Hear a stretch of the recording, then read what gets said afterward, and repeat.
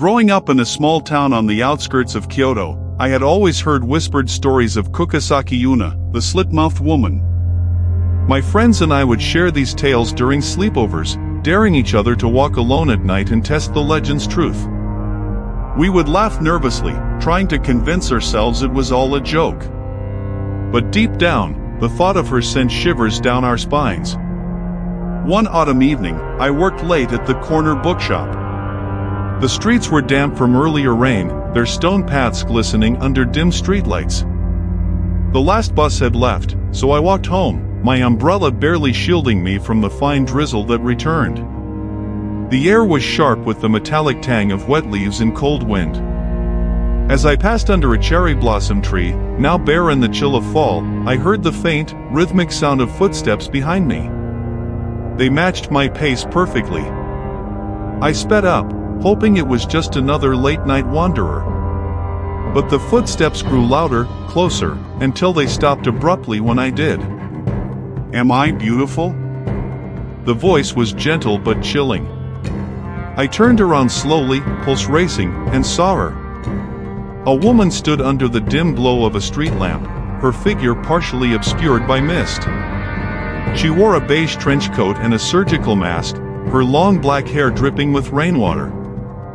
Her eyes, wide and glistening, locked onto mine. The story said that her beauty drew you in, making you hesitate.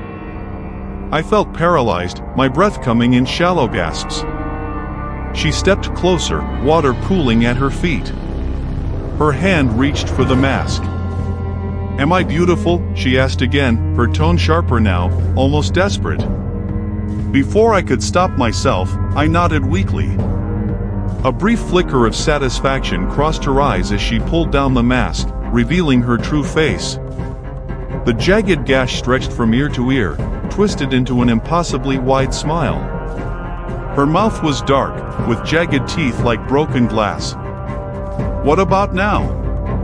Her voice resonated in my bones, almost mocking. My mind raced, searching for an answer that could save me. In the stories, answers were either fatal or led to disfigurement. "Why, you're average," I stuttered, hoping that ambiguity would confuse her. Her eyes widened, stunned by my response. For a moment, silence blanketed the street. The rain, the wind, the world itself seemed to hold its breath. Then, without a word, she turned, gliding back into the darkness as if she had never been there. The street lamp flickered out, leaving me drenched and trembling in the sudden pitch black. I never spoke of that night, but every time I walk past a mirror, I remember her eyes, the eyes that still haunt me, whispering that it wasn't over.